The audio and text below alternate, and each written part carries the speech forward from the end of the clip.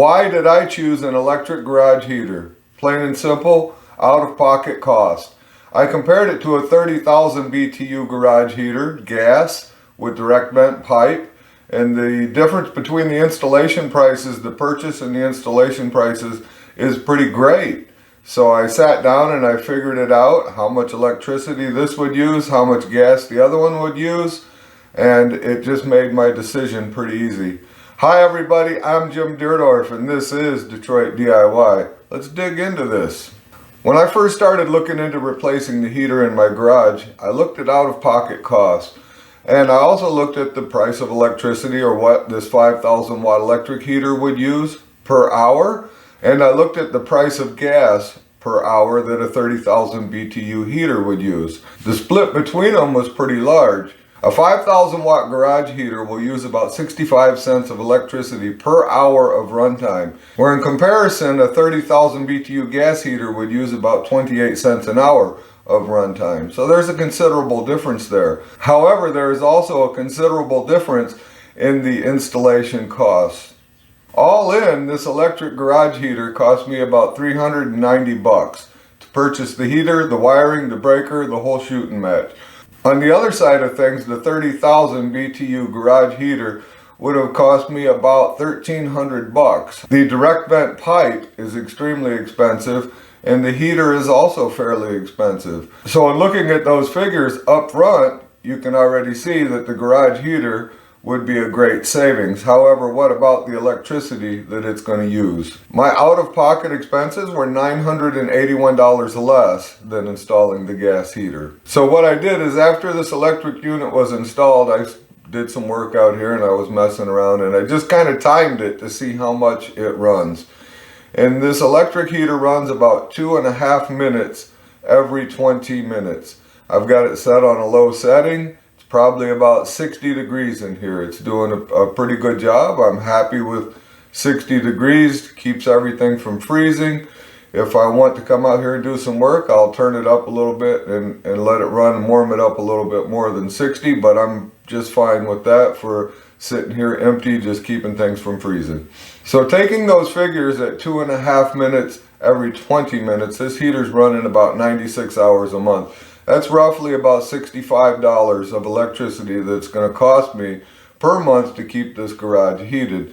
Now on the flip side, the gas unit, if it ran exactly the same, I don't know what it would actually run, but if it ran 2.5 minutes every 20, I would be using $26 and some change to heat it with a gas heater. Now that means it would have to run exactly the same. So to keep it fair price-wise, I'm just going to keep the timelines fair and the comparisons fair. So now that I know that it's going to cost me more per month to run this electric heater, now I can start looking at the swing, or the money saved by buying the electric heater, which is almost $1,000. So it's going to cost me about $35 more a month to run this electric heater in my comparison than it would to run a gas heater. However, I've also saved $1,000 on the install. So how many months can I run this heater for that $35 extra before I gobble up that $1,000?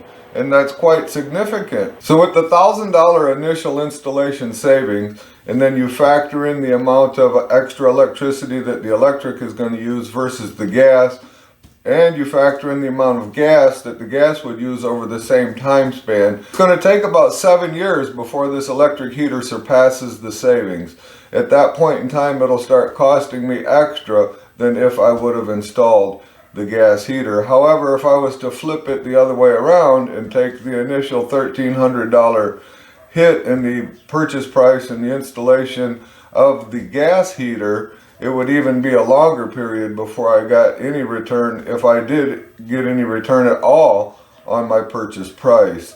So I think I made a pretty solid decision here in installing this gas heater, and I'm really happy with its performance. I'm happy with the fact that it doesn't run a whole bunch, and I also have some comfort in knowing that it has a switch on it that I can turn it from 5,000 BTU to 4,000 to 3,000. So if my electric bill rolls in and I'm really not too happy with what I see, I can always kick this thing down. All I'm trying to do in here is just keep things from freezing, keep it dry, keep it nice and clean, and a halfway decent temperature where I can come out here and turn it up some, and in 30 minutes or so it's a good temperature to work. If I do glue ups or I do something like that, I would like it to stay warm in here so that that glue sets properly and everything goes the way it should. It's clean, it's quiet. I do a lot of recording in here. It just ran. You may have heard it in there. I'm not going to try and cut it out. I kind of wanted everybody to see how quiet it was, and I really like that about the heater too. So there's some pluses here for me, maybe not for you. And this is the whole purpose of this video, is just to point out what I feel like are the pluses and what are the minuses. And I don't see a whole bunch of minuses here. The ease of installation of this unit far surpassed the ease of installation of the gas unit. And I already have a gas line fed out to my garage, and maybe one day I will. If I come across the deal on a new unit, I'll go ahead and pick one up. But for right now, this is what I'm going to stick with, and this is what I'm going to run, and I think I'm going to wind up being really happy with it. If you'd like to pick up an awesome shirt like this, I've put a link down in the description to go to my store. We have sweatshirts, t-shirts, hats, all kinds of cool stuff. I'd greatly appreciate it if you'd check it out. If you haven't subscribed yet, I would also greatly appreciate it if you would consider hitting that subscribe button. That's all we got for this time. If you enjoyed yourself, click on one of the videos. They're going to pop up right next to me. And remember to always respect the power of your power tools. We'll see you soon.